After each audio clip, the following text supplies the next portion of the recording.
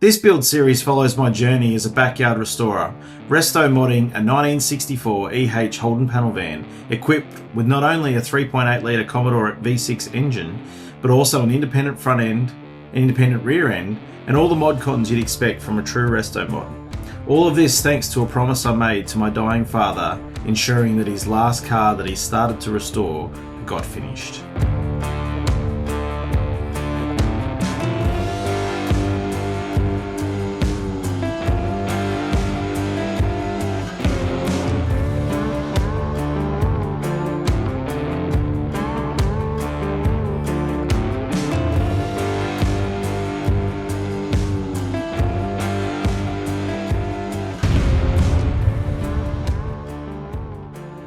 Well, it's so good to be back working on the EH again. The last couple of months have been pretty hectic in my business, the end of financial year and different migrations happening with different clients and stuff like that. So I haven't really been able to get out to the shed as much as I would like, and I certainly need to refill the cup, that's for sure. But yeah, it's finally good to be back out here working on the EH. So I guess let me catch you up on the little bits and pieces that I have done. And then with the aim by the end of this episode, I want to be pulling it all back down again. So let's catch you up. Firstly though, I want to show you a couple of little additions that I've made to the shed. The first one you may have seen on my Instagram. I've got a neon sign now, so I think that's pretty cool. The video won't do it justice, it's so bright and it's so cool, but I just love it.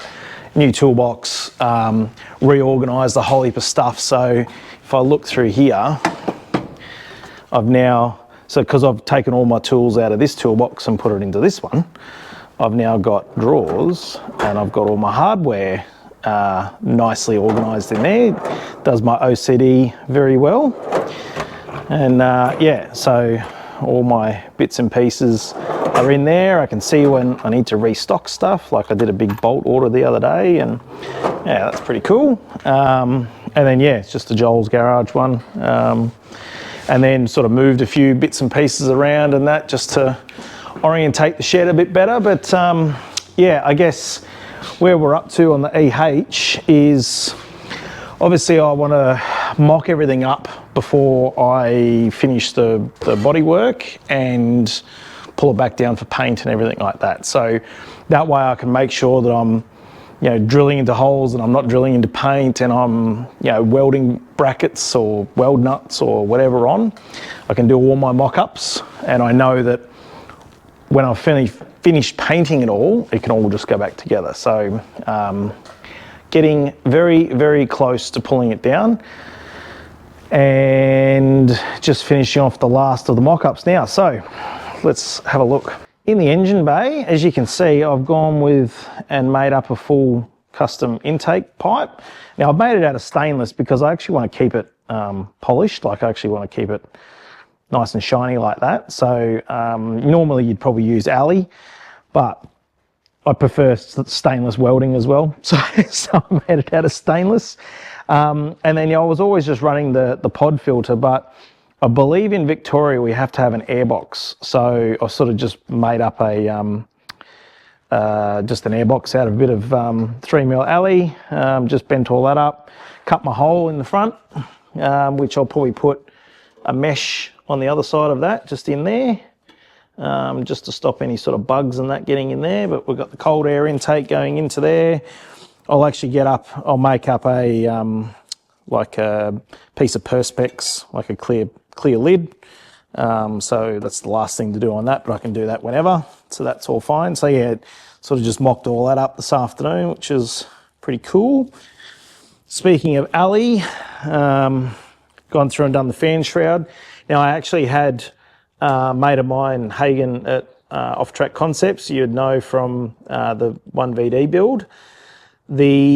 He's got, you know, all the equipment and that to you know, obviously mock up all the bends and do all that for me. So he sort of just bent all that up for me, and then I welded it all together. I run a 12-inch thermo on that, so got good clearance in there. And then at the front, I've then made up again out of 3mm alley, just a bracket for the transcooler. And the transcooler lines will then slip through there into that little hole there and then catch up with the hard lines that go into the engine and then down to the gearbox. So that's mounted. And just put some nutserts in there and then some nutserts up the top there, and then yeah, that's not too bad. And then what I've done as well is obviously I've cut out holes at the back there. I've actually left a brace in the middle, but then yeah, there's big triangle cutouts cut through that there, so to make sure that obviously it gets adequate airflow. What other things I've done is I've also put in a overflow bottle. So I initially had like just a plastic one, which I wasn't overly a fan of. So now I've found this one on eBay, just made up a little bracket for it off the fan shroud. So that fits in a nice little spot there. And you might notice what this little cap is. That is where my washer bottle is. So I've cut a hole in the guard. And then as you can see, I've got it mounted up underneath the guard. So yeah, it's all mounted up underneath the guard there, out of the way. Got clearance, got good clearance on the wheel and everything like that. So sort of just keeps it nice and tucked in out of the way. So in terms of the inside, where I'm up to is I've still got the trans tunnel just tacked in. I've still got to make up, and I'm probably going to do it on the rotisserie instead. I've got to make up a little piece to fill in where that where the aircon unit goes. So I've just got to fill that in, and then I've just got to check to make sure that the shifter is right. The shifter clears, which I think it does because I'm pretty sure I checked that before. And then once it's back on the rotisserie, I can just weld all that off. All the seat mounts are done. So I'm not sure how much I've explained about the seat mounts before, but when I had the engineer out here a couple of weeks ago, or a couple of months ago now, I initially was just making up some brackets that were going into the original seat mounts, into the floor mounts. And he sort of said to me, he goes, well, why don't you just get some RHS and then cut it out to the contour of the lines. And he said, just weld it in there. And then that way you've then got, the proper seat mounts for, the Commodore seats. I was like, okay, if you're happy with that, I'll do that. So that's pretty much what that's all done now. So that's all hard and fast in place. In here, so they are weld nuts, and they're welded to this actual plate here. So I don't have to worry about it trying to get a nut in there. That's all just bolts straight in as you go. Obviously all the seat belt mounts are done. So they're just off the shelf from Rare Spares. The tunnel ones I didn't need to do because they were obviously already in the tunnel, and clearly I've got to finish off all of the grinding and that in there from that tunnel extension. And then once all that's done, I can then put in that bulkhead again. But again, I can do all of that on the rotisserie. It doesn't have to be on the hoist for that. It's literally just trying to get all of the last mock-ups done so that I can rip it off the hoist, because I've actually got another project to start, which stay tuned on that one. There's another project that's coming next week that it's a paid one actually, so stay tuned for that one. Anyway, that's about everything in there and in there. So the last thing on my list is just to finish off the exhaust pipes at the back. So if you remember from the last episode, I did the exhaust all the way up to the fuel tank. And then I said, okay, I'll just do those last exhaust pipes later on. That's where I'm up to today. So let's crack into that. So the plan's going to be, I want to chop off these flanges. I'm going to put on some V-bands in order to finish these tailpipes off. Now, what you haven't seen, because again, I just did it in between episodes, is I've put on the resonators. So these are the hot dog resonators that came with the VE exhaust system. I don't know, because I haven't started it up since I put the muffler on, so I don't even know how loud it's going to be. The mufflers are at the front, but it doesn't hurt to obviously put the resonator on there. So that's sort of what I've done. And what I've made up is just a bracket, again, using the Land Cruiser mounts, Land Cruiser exhaust mounts. So I've just made up a bracket and welded it to mount that too. So that's all sitting there. Again, I've just sort of mocked that up to go, right, where do I want it to sit? So I've got nice clearance and everything like that. I'm actually probably going to put a nice tip on the end of that, so that'll go there. So that's that side and that's that side. And then this is the last bit to do now. So I'll do like a bend, probably a 45 bend there, another 45 there, and then into the V-band there, just to clear all that. So that's my last little job before I can pull it all apart. So that's the plan. Let's crack in.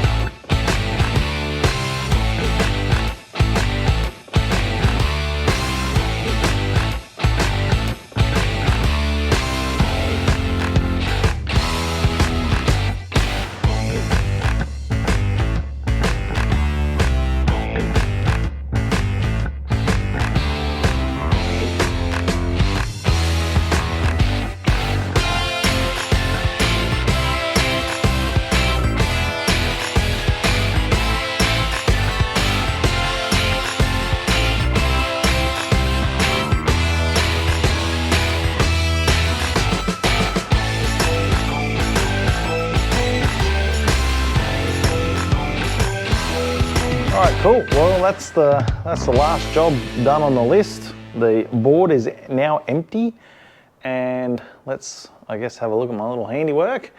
So, yeah, I'm pretty happy with how that's all come out. It's just a nice, straight piece into the resonator on this side, and then this side, just with the way that angle came up, I then obviously put the V-band in and put a bend in it, but then I also wanted to make sure that it cleared the drain plug on the fuel tank, so it sort of just came out.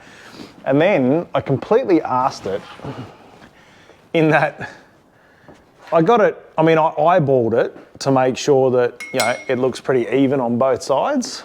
But if I go and measure it, like 50 mil clearance between there, and it's 50 mil clearance between there, and then height-wise, 190, and then what was the other one? Oh, the gap between there and there, 25 mil, and then 25 mil. So that's ticked off my OCD you beauty. I'm mulling over whether I put on some tips later on. I've got the tips there from the exhaust off the shelf. I'll see how it goes. I can put that on later on. It's not holding me back from pulling it all apart now. So yeah, that's the whole exhaust system now complete. So I think I'm at the point now where I can start to pull it all back down again. So all the mechanical things are done and mocked up, and I'm happy with where that's at. So yeah, I guess we'll put the time lapse on in a few different spots, and we'll just start pulling this all apart again, back to putting it back on the rotisserie.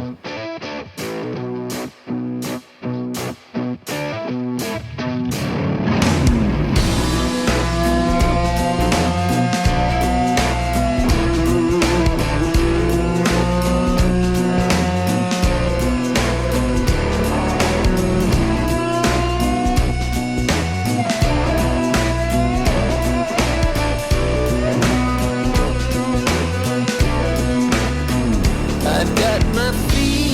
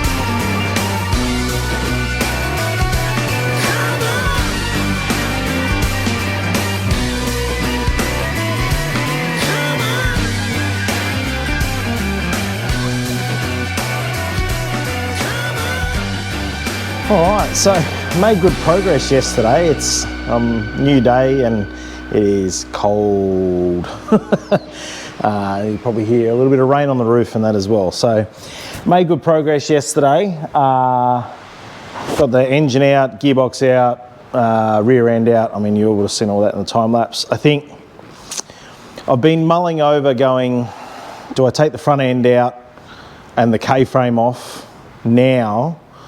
But it's nice and balanced on the hoist. The aim is to put it back on the rotisserie so that I can finish all the rust repairs, but I like the fact that I can get into, you know, like all the rear end section here. So I've got all this, you know, repair and that to do in there. I've still got to finish off the floor for the fuel tank. There was like 2 strips that need to go beside the fuel tank and that there. Obviously I've got to do the IRS cover that goes on that. And I'm just liking the access to it. So once I put the rotisserie on, I'll then have all of this, you know, steel work here that I'll have to get in and around. So I'm just mulling over whether I just leave it on the hoist for the moment, finish that work, and then I can put it back on the rotisserie. So I'm just mulling that over at the moment. Yeah, I mean, I've got to clear the hoist. So the biggest issue for me is I've got to clear this hoist in the next week or 2 because of the next project that's starting. But yeah, I reckon I'll do that today.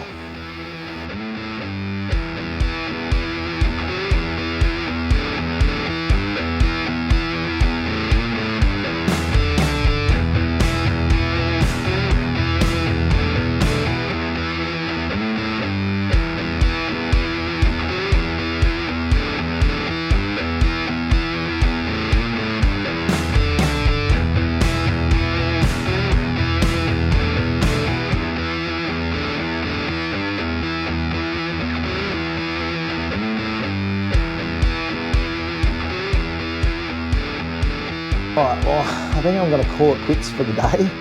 I'm not sure how much time I'm going to get over the next little while, but I'm probably pretty happy with where I got to.